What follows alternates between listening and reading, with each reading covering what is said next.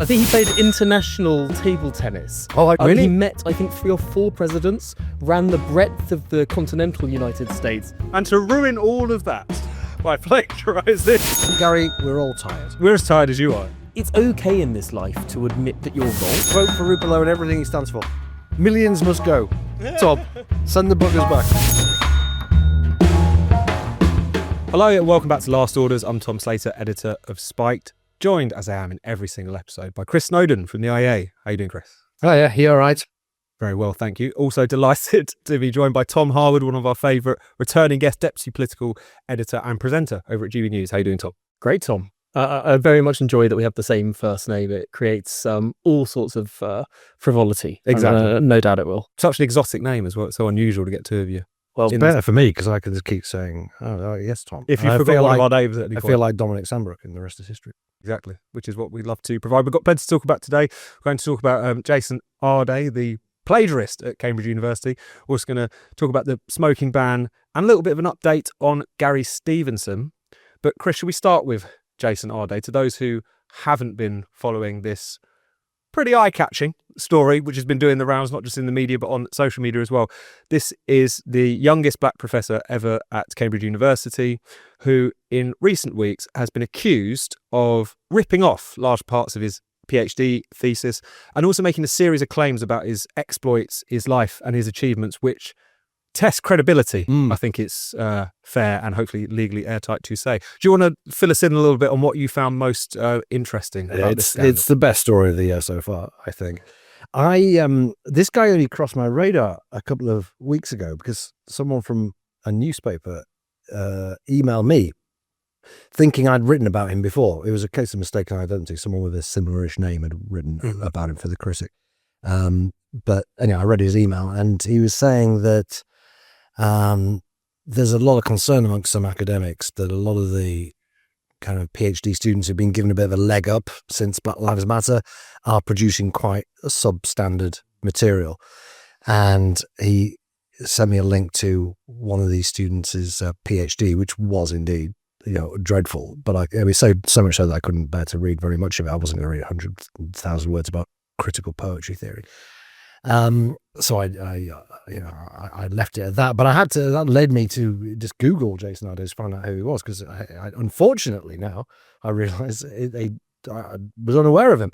But he's an incredible character. So as you quite bluntly stated, he pretty clearly plagiarized a large chunk of his PhD. This has been proven beyond any reasonable doubt, I think, even though Carter Ruck have sent people. I think they found about threatening 100 passages which seem to have been lifted wholesale or tweaked slightly from this other thesis verbatim, from Brunel University. pretty much. So, I yeah. think the odds of it being coincidence are 1 in 100 billion. Something like that, something yeah. like that. We just stumble across the same form of words Yeah, it over would and be over quite. again. It would like with just the most minor tweaks, sort of Yeah. words. He's thesaurused some words and just swapped them out, but not even to a particularly competent degree. Doesn't seem like it, no. But that's only the start of it, really. I mean, there's a lot of plagiarism. You get plagiarism allegations, and it's not on, and the university clearly should investigate. And some people perhaps are not particularly surprised that he did it. But what was more hilarious was this tissue of claims that's he's made about himself, because he did, I think, physical education as his undergraduate degree. His backstory, if you believe it, is actually pretty amazing. I mean, he says he couldn't speak until he was about 11 years old, couldn't read or write until he was 18 years old.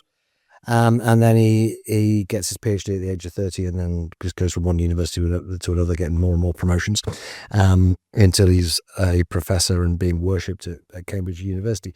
But on top of that, he has incredible physical achievements to his name, because he said that he has run 300 miles in 3 days, then 600 miles in 6 days, did 31 marathons, I think, in 35 days. The last 9 of which he did with a fractured leg, which led to his leg doubling in size, but he carried on anyway. Very, very few, if any, people have ever matched these kind of physical achievements, even, professional athletes, rather than people who are just studying critical race theory on the side. He also says in the days when he was a mute, his mother got him to take up snooker because thought it'd be something to keep him occupied. And he said he became a very good player and ended up on the Pro Tour, which, I go to a snooker club. There's some good players there, can get centuries, not on the Pro Tour. Never qualified for the World Championships. He was on the Pro Tour, he says, and also at the same time a semi-professional footballer. So that would be kind of non-league level. All the while raising millions of pounds for charity, marrying Miss World, breaking the land speed record, and deciphering Linear A, I think. Yeah, I think you missed a couple off there. I think he played international table tennis. Oh, really? He met, I think, 3 or 4 presidents, ran the breadth of the continental United States, and ended up fighting in Vietnam. Yeah, right. And to ruin all of that by plagiarising. So no, it was a snooker claim that got know. me interested, as you can imagine. Of course. And this is quite an easy thing to check, whether someone's been on the Pro Tour, because even fairly low ranked, just regional snooker, there's a record on the internet of what the results were. It seems that he played, I think in 2002, when he would have been a teenager, I think, he played one game of which there is a record in like an amateur competition, and he lost 4-0 in the first round, and that was the end of that. So he's probably a decent player. He could probably beat me. I'm not saying he's rubbish, but it doesn't sound very likely. There's only one way to settle this, Jason, so do get in contact. Yeah, let's do it. That'd be interesting. It doesn't sound like, to me, we're not making any allegations, are we? But it all sounds a bit improbable and kind of unnecessary. If it is untrue, this stuff, I'm not sure why he felt the need to embellish his CV to quite this extent. But it's a very, very funny story. I suppose the serious part of this, Tom, is the way in which, when these allegations were made, Cambridge University, including some of the other universities that he had previously had positions out, the one that awarded him his PhD, have basically just doubled down. They've said that there's nothing to see here. I believe even Cambridge suggested that this was a sort of smear campaign, implying, if not explicitly saying, that this was racist. I mean, does that surprise you? Well, remarkably, our friends over at the Good Law Project, who seem to have expanded their reach beyond law, good or otherwise, and have now become some sort of general left-wing campaigning organisation. They organised a sort of whip-round, round-robin letter of, it seems like lots and lots of leaders of various colleges and other professors and all sorts of the great and the good, bunch of MPs. Yeah, Zach Polansky was on there as well. Zach Polansky, I think half of the Socialist Campaign Group in Parliament. And that letter explicitly said that this was some sort of racist campaign, which seems extraordinary given the just black and white evidence, to pardon the pun, of the passages that are identical or almost identical to this previous thesis written half a decade beforehand.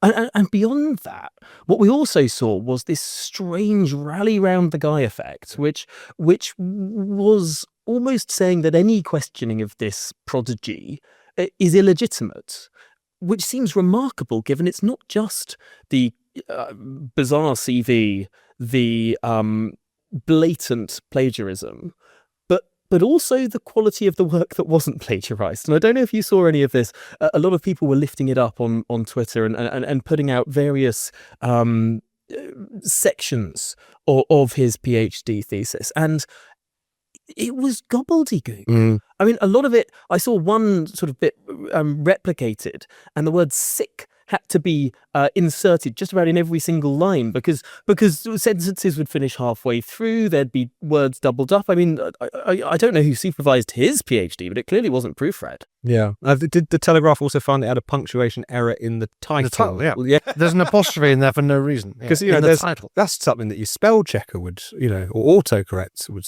Well, it's really lifted the lid on what absolute garbage gets produced in, well, sociology, I think technically is his thing. Sociology of education. Yeah, right. I mean, was his professorship. With critical race theory being the main part of that. Which, from what I can see, reading some of his work and some of the work of people like him, the research seems to mostly involve having a chat with some other people at the university about how racist the university is, and then bulking that up to 50, 100,000 words.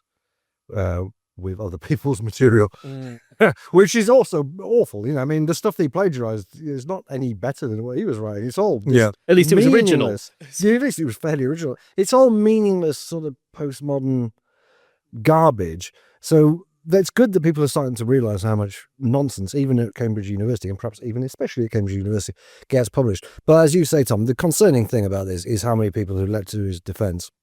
You expect it, like the Good Lord Project, fine, they just want to get their name out there. But there's some apparently fairly serious people have said, no, there's nothing to see here, when there obviously is something to see here. And it just comes back to a point I made before, that for the modern progressive, there is nothing more important than proving that you're not racist. You go to any lengths to show that you are not racist, and indeed that you are anti-racist, and that leads you ultimately to, ignoring the sexual abuse of children, to pretending that a bunch of stabby migrants are refugees fleeing persecution. You will debase yourself by saying things that everyone can see are untrue, just to make it clear that you are not a racist. It warps the mind. It's cancer of the brain. And this is one of the reasons why we're so screwed, because even a change of government's not going to change the establishment. And it seems to me that, the public are idiots, really, and the elites are deranged. They're insane, a lot of them. And how do you pull back from that? We started with a happy little story there, didn't we? Now Suddenly got very dark. Someone at some point has to say the emperor has no clothes. But we're not quite at that point. This is a good time to do it, isn't it? Yeah, surely. I think the United States might have been at this point, because there were a couple of changes that Trump brought in, and a Supreme Court case, I think, that decided that actually universities were discriminating. It's actually quite funny how they ended up ending the sort of affirmative action that was trying to make different groups proportional to their proportions in the United States population in universities as well. Ultimately, the only way, because obviously you can't ever talk about sort of white Anglo-Saxon Protestants, because that's not a group that anyone will ever accept being discriminated against, but it was the Asian Americans being massively discriminated against, because there aren't that many Asian Americans in the United States relative to other groups, but it was but for whatever reason, Asian Americans seem to excel in various forms of academic work, and therefore the grades that Asian Americans had to get in order to get into colleges like Yale or Harvard were extraordinarily higher than any other group.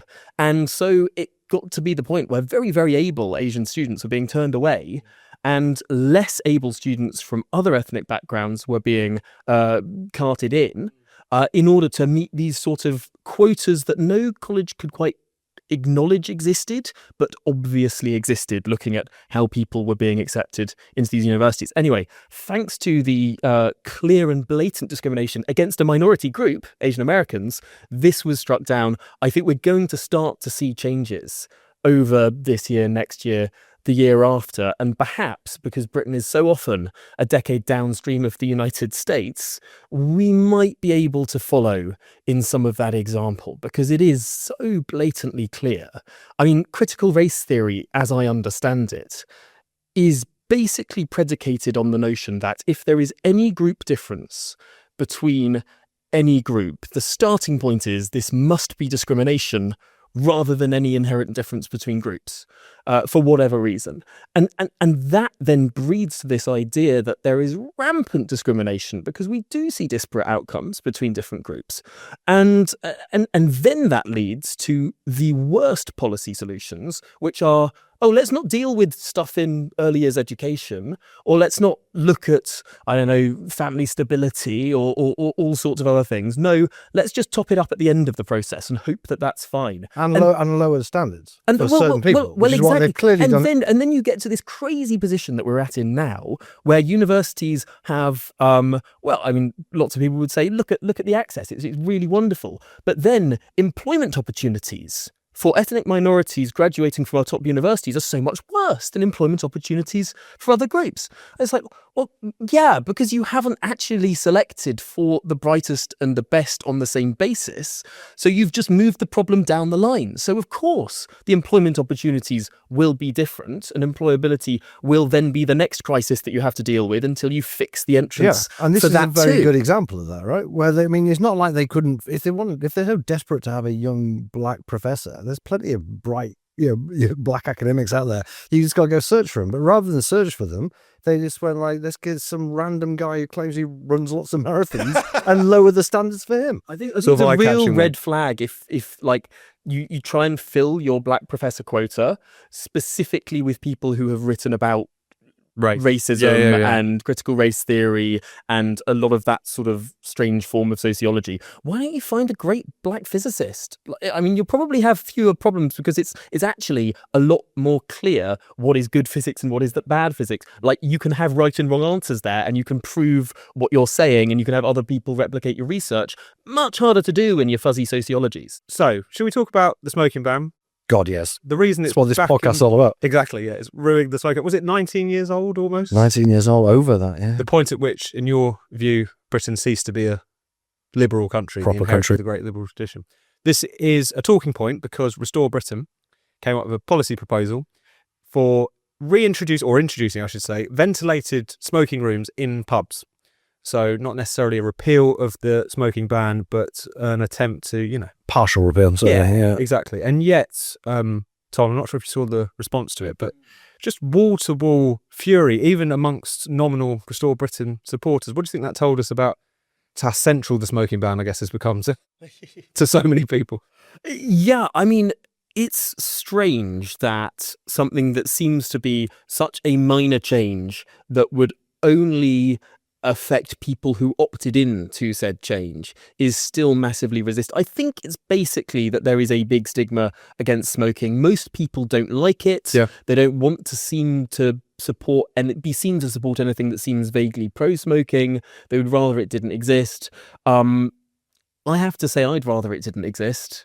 Every time I've tried a cigarette, I've coughed. I don't know if that's just because I'm really uncool. Got to get over that hump. I just don't like it. Got to smoke through it. I just don't like it. It doesn't like what is the value add? But yeah, there are lots of things that I don't like. Yeah. Right. There are lots of things that I would never do in a million years, but I would never dream of taking them away from other people. That doesn't affect me at all. And it's this very strange view where I think the median Brit is much more paternalistic than I used to think and would like. And I think my brain clicked on this during COVID when you saw crazy North Korean style majorities for not just closing nightclubs during like peak viral incidents, but actually permanently. Like, there were majorities of people who wanted to just keep all of the nightclubs shut. It wasn't a majority, to be fair, but it was about 25%. Yeah, exactly, which is a lot. For that. Yeah. Especially because people, I imagine, when they would never find themselves in a nightclub, it literally has nothing to do with them. Right. So I just don't like the idea of other people doing it, which I think is completely synonymous to this case. But it's strange though, because once a change has been set in, then it's incredibly hard to unpick. Once a law has been passed and a status quo has been established, all of the bias is in that way, and people find it very, very hard to imagine a different world, even though you can just hop on the Channel Eurostar train and travel to many countries on the continent where this is the norm. But ultimately, people look back to, and I had a bunch of these conversations with people who were like, oh, I didn't like it when people were smoking in pubs. I'd come back smelling of smoke. And I said, yeah, but that's not the proposal. The proposal isn't to go back to a state where pubs are completely full of smoke. Even if the entire smoking ban was repealed, I don't think most pubs would go back to that, because clearly the preferences of people have shifted. And yet what we have is just this reflex from most people. I think it probably doesn't help that it was first promoted by Restore Britain, which then has its own sort of baggage attached as well. I mean, perhaps if the Liberal Democrats put it forward as a policy, there might be a slightly different vibe around it. They were the first party to support smoking ban. That's crazy. Well over 20 years ago. I've never paid any attention to what they said since. That is your sort of litmus test, isn't it? It's a very good litmus test. And I think this is even more of a litmus test for exactly the reasons Tom has said. Because clearly, there are externalities from people smoking. I don't really believe a lot of the crap about the dangers of passive smoke. But people don't like it, which is fine. That's an externality, but with what Rupert Lowe has suggested, well ventilated, separated smoking rooms, don't go in them if you don't want to breathing secondhand smoke. And it's a real test of character, I think. I mean, I personally think this is a bit milquetoast. I think you should just say repeal the entire smoking ban. If you want to run a pub that has smoking everywhere, you should absolutely be allowed to do it.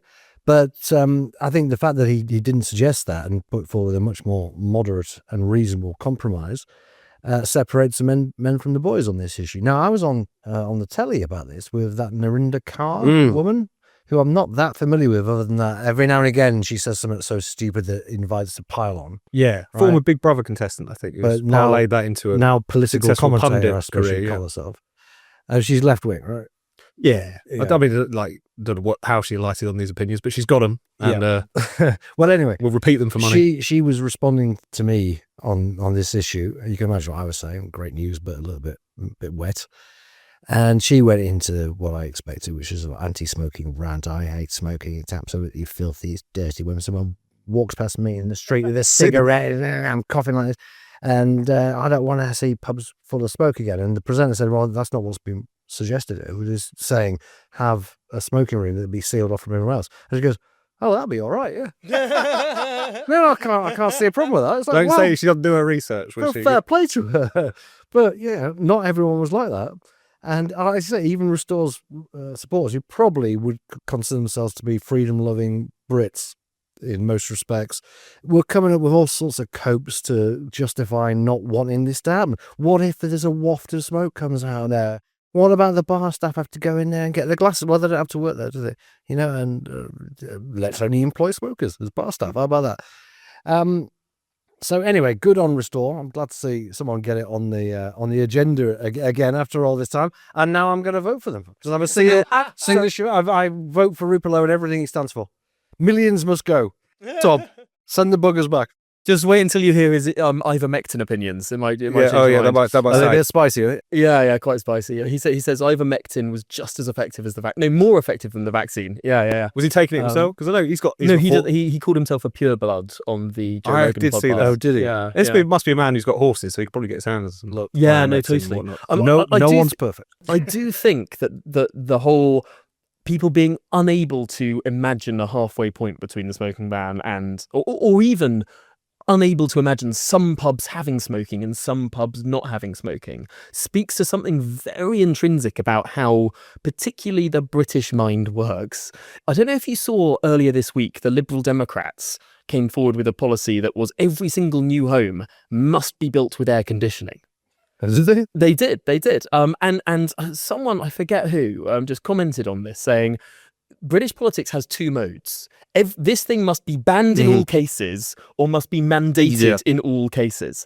And there's just no halfway house. I don't know why people don't have the cognitive capacity to imagine that if something is allowed, that doesn't mean it is mandated.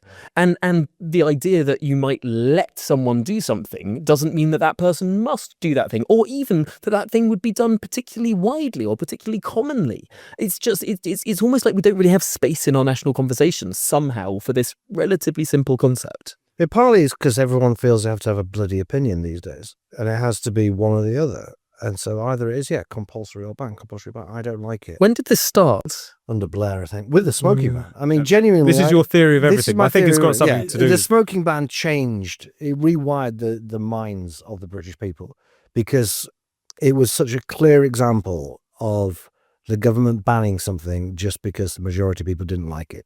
And it was dressed up with stuff about secondhand smoke and the health of bar staff, but very few people, I think, actually believe that. And people, certainly who approved of it, didn't care about that at all. They just thought, well, I like being in the pub that hasn't got smoke in it anymore.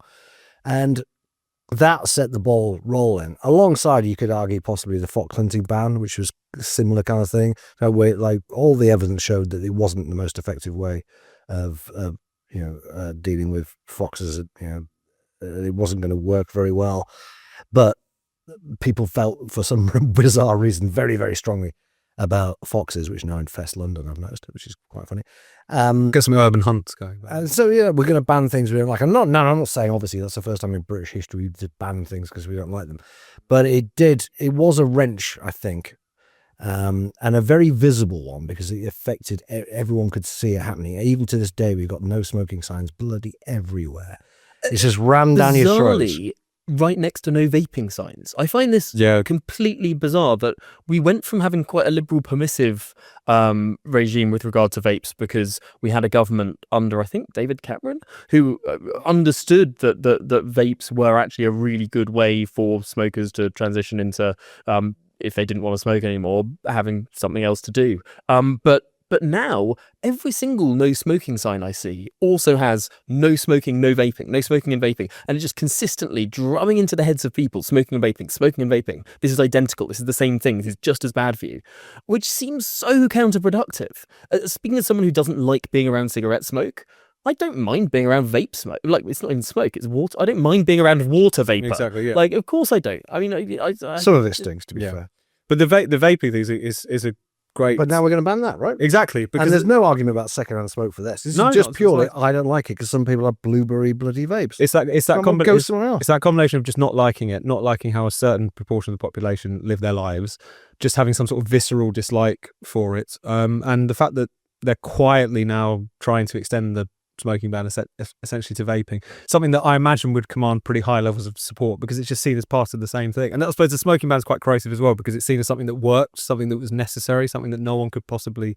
Oh yeah, because smoking wasn't declining before the ban. Well, this is it. Like, it was just one of those things which was always clearly about pushing people around, not least because when they brought it in, like, if this was purely about secondhand smoke, why can't you smoke on open air train platforms? Why was that part of the ban? Why was it even extended to people driving around their own transit vans? Like, it was clearly just about pushing people around. It was never about secondhand smoke. It was about control, like all these things are. And it set a horrible precedent in which the public are now used to expecting things to be banned if they don't personally like them, as long as they're in the majority. They're literally the tyranny of the majority, as John Stuart Mill warned us about.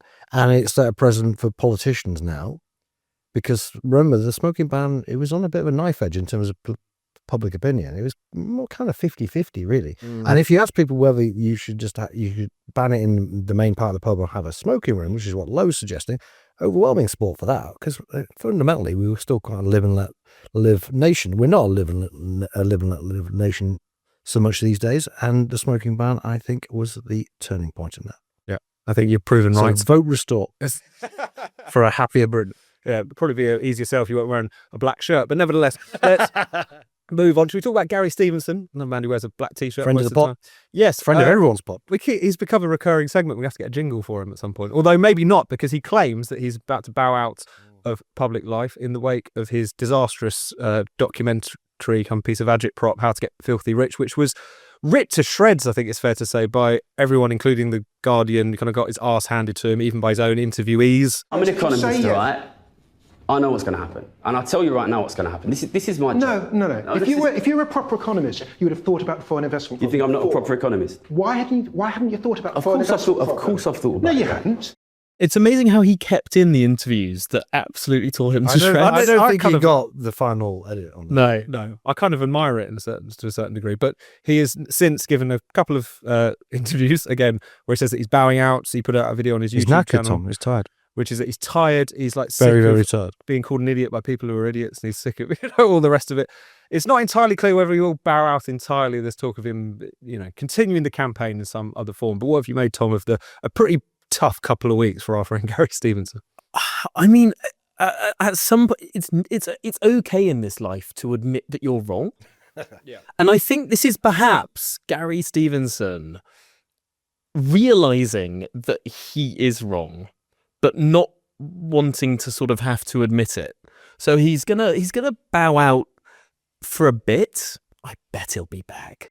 I think it'll be less than a year, and he'll be back. And he'll have a slightly different hobby horse that is less easy to incredibly easily destroy.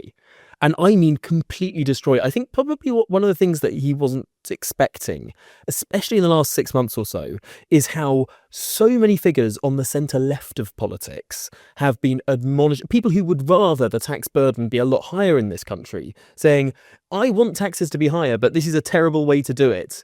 And all the countries that have tried it have either reversed that idea or got rid of so many other taxes to make it work that you end up like Switzerland. How is Switzerland the tax-raising poster child? The tax haven Switzerland. It got to the point where Stevenson kept sort of reaching for these countries that like don't have wealth taxes with regard to inheritance or have basically no capital gains tax. And because they sort of replaced that with a very moderate quote unquote wealth tax or tax on wealth, then somehow that this was the way to go to add on top of our very complicated tax code as it stands. I mean, it's obviously nonsense. And I think one of the things that must have been just cruelly embarrassing for him is that it is patently so easy to dismantle this idea. A tax that relies on a couple of hundred people, and if less than a couple of hundred people, if a very small number of people make a very easy decision with regard to choosing to base their primary residence in one of their other houses in one of his other countries, because these are the most mobile people on the planet, it's so easy to see this fragile tax just collapsing so very quickly, as it's done in many different countries that have repealed it over the course of the last 30 years. Such a bizarre idea, to the extent that a friend of mine, actually, Ollie Dugmore at the New Statesman, wrote what I think was the sweetest defence of Gary Stevenson that could possibly be written, which is, if Gary Stevenson is wrong, I don't want to be right. Which I think gets to the core of what the whole thing is about. It's all about vibes. Yeah. It's all about, I don't like people having a lot of money.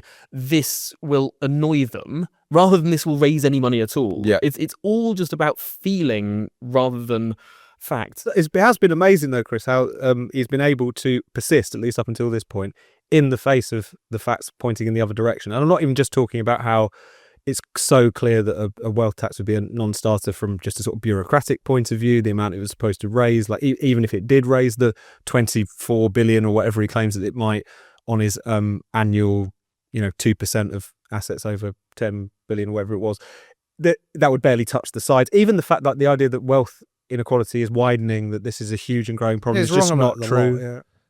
How does he still manage to get such a uncritical hearing? Most of his interviews, until he did his own documentary and went on Piers Morgan, were pretty soft soap, I think. Not that I can say I watched them all, but certainly Channel 4 News didn't give him a very hard time. Are you saying the Zach Palazzi podcast wasn't the most forensic? Usually it's Paxman style, Brillo in the he got a lot of love for a long time, and of course he was mostly is doing his own YouTube channel, so you can just read the comments saying what a great guy. Even his biscuits in his kitchen. Yeah, good stuff. I'm gonna miss it. But the guy's tired. He's tired. He's knackered out. He was saying this on. I watched the Piers Morgan interview because my colleague Christian Niemitz was on it. As soon as he came in and he kind of quite serious questioning, he just went like, "Piers, I'm knackered. I'm so tired." And then on Newsnight, he was going, I'm tired. And then on his own, in his like resignation goodbye video, he's like, I'm so. Why? How many YouTube has he got videos Emmy was the guy making? How many YouTube videos? Not one a week. Sorry, doing one half-an-hour YouTube video a week is not the most stressful, especially if it's your pet topic where you talk about the same thing every single week. You used to do this as a preteen, We'll splice in a bit of that. Hi everyone, I'm Tom, and I'm in the middle of my AS exams right now. They're the ones that you do the first year of sixth form. I think he might have ME. ME, the yuppie flu. Oh yes. People get very tired with that, don't they? A lot of people say it doesn't really exist. But he's don't hear about living yuppie flu much these days. You never heard the word yuppie. No, it used to be massive in the 80s. It's tripped down memory lane and all kinds of different. Well, I think but he was yuppies used to exist and now they all left the country. But he was a yuppie, though, wasn't he? Gary Stevenson. Yeah. As a city trader. Yeah. It's true. So we're all tired. We're as tired as you are. I'm much more tired than Gary Stevenson is. All right. If he thinks he's tired, try hawking bloody unpopular policies like I've been doing for the last 20 years. Try getting the smoking ban repealed. I'm not going to get a soft soap interview with Christian Guru Murphy saying that. Yeah. So man up and come back. Brighten up our lives again. Should we turn to our final two questions, Chris, that we'd like to ask of all of our guests? I think since last time you've been on, Tom, we've added a new question. So let's start with, do you have a theory? I've got a theory.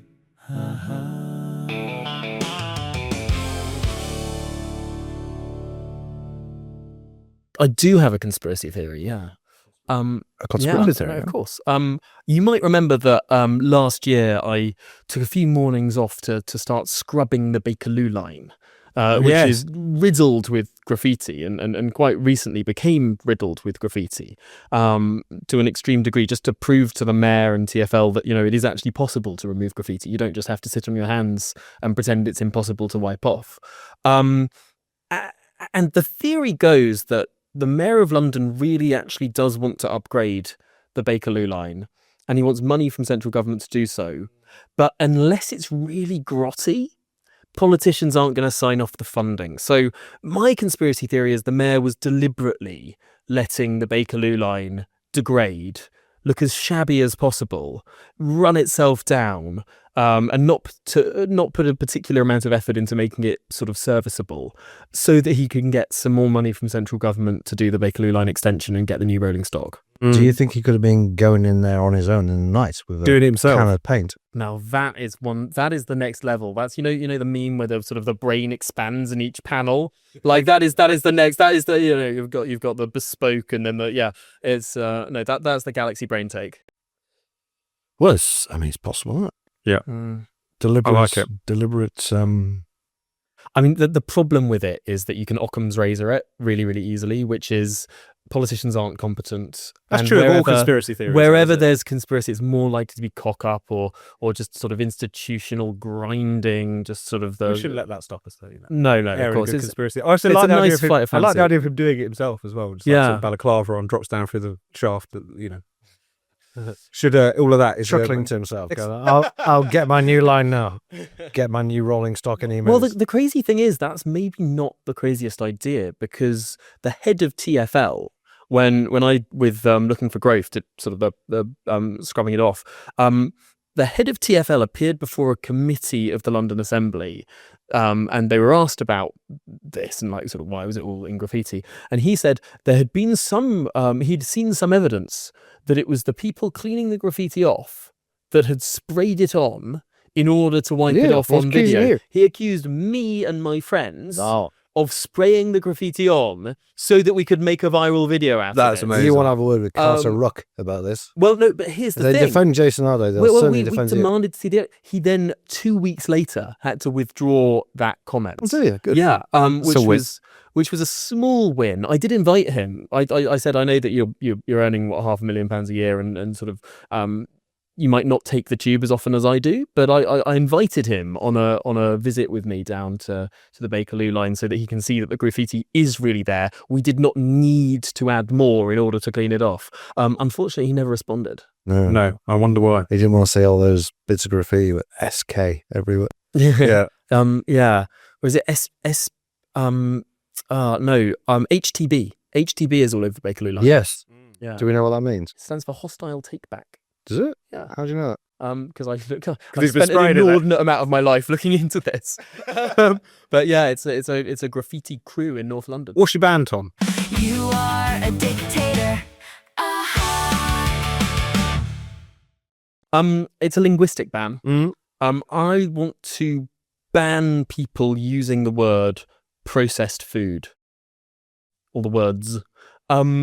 Someone's ears have pricked up.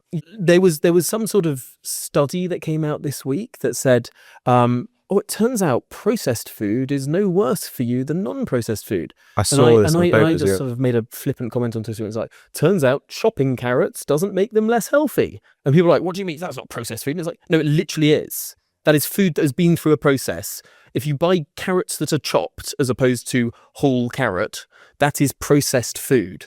And no one understands this. And processed food people think is just food injected with poison. I don't know. It's all pink slime or something. It's just all cooked up in a vat with all these, horrible Everything is substances, e-numbers. Have you seen the wonderful meme of a banana, an apple, and some other fruit, and underneath it has the ingredients are written out as if they're on sort of a chocolate bar, and it's glucose, fructose, E105, E109, because all an e-number is a sugar.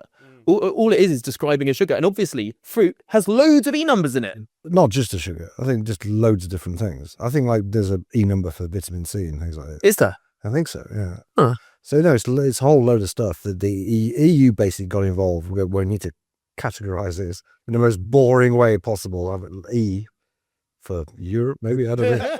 And then a number. And it sounds more scary to people. But it's all been regulated to death. It's all perfectly safe stuff. But you didn't use the word ultra there. No, because I think that is just emphasizing how bad it is. People think processed food is bad, and ultra processed food is very bad food. We've got to take on the processed bit. You've got to, you've just got to either educate the entire public to say do you know what the word processed means? Like, think it through, but obviously we're never going to be able to do that. So we just should stop using the word. It is deeply confusing very clearly for a lot of people, because I did this tweet and a lot of people were replying saying, what do you mean that's not processed? And it's like, no, it is. So that's very, very strange. Ultimately, it's in this same vein of things where it's like, oh, that food's got a lot of chemicals in it. All food has got a lot of, it's all chemical. You've got a lot of chemicals. What do you think chemical means? What? Oh, goodness me. I mean, honestly, but there are all of these words that have this connotation of bad or adulterated or made worse, but they're just words to describe the thing as it exists. Yeah. That kind of reminds me, I hadn't even thought of it as a theory, but I was on the radio today speaking to the good people of Ulster on BBC Talkback. You probably don't know it. No. Yeah, it was great fun. It was about, they're in Northern Ireland, they're going to bring in they're talking about bringing in a ban on buy one, get one free foods. Yeah. So I was there just to say, we've already got that. It made absolutely no difference. No one in public health is celebrating that, saying things got better result. They've forgotten about it completely and moved on to the next thing. And the only time people in this country really noticed was when they couldn't get a free hot chocolate from Morrison's. And Nando's, where they banned free refills. Yeah. Was that the same legislation? Yeah. And they were banging on about processed food and all this kind of ultra processing, all the additives and all that. And someone who was vaguely on my side of the debate was saying we should, teach people how to cook, which is what people like us always say. We should be let's more focus on cooking in schools, getting kids to know how to process food themselves.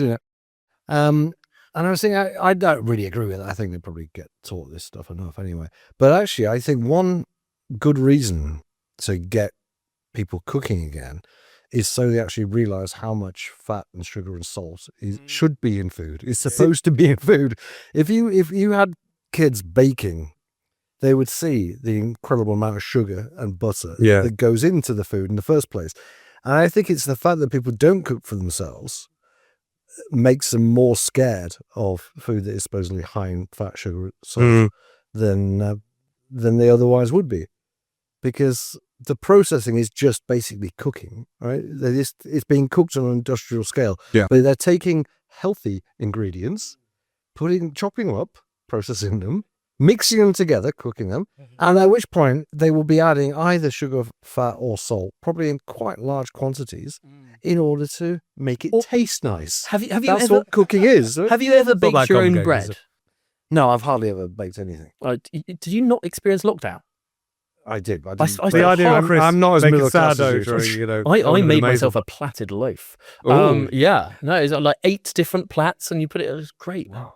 Basted with butter with egg and lovely. Anyway, what I learned while doing the few little bakes of bread that I've done in my life is that when you cook bread yourself, bake bread yourself, you have to eat it the day that you make it, because the next day it's rock hard, and the next day it's inedible. And it gets because it's got no preservatives in it. Well, exactly, right? So either we live in a world with no preservatives, and the bread that you buy at the shop lasts one day, and it's rock hard the next day and covered with mold on day 3, or you accept that actually it's really, really good that we've managed to create this thing that's basically the same as having your fresh bread on day 1, but for 7 whole days. Yeah, 6 months, some of it. My corner shop. I don't eat that bread. It's not that great. Yeah, honestly, 6 months. Some of it lasts. Even no, exaggerate. It's incredible. You buy it up in bulk, and I think there's a spectrum of this stuff. But even your sort of OT brown, sort of really lovely bread that sort of looks all homemade and all the rest of it that you buy in your poshest supermarkets, if it lasts more than one day, that's got preservatives in it. Yeah, and good thing too. Yeah, definitely. Well, on that note, eat processed food, don't lie on your CV, and we'll see you in 2 weeks. I hope you enjoyed this episode of Last Orders. If you're watching this on YouTube, make sure you subscribe and click the bell so you never miss another Spiked video. If you're listening to this on your podcast app, make sure you subscribe there and give us a glowing 5-star review. And if you'd like to get in touch with your questions or band suggestions, email us at lastorders@spiked-online.com.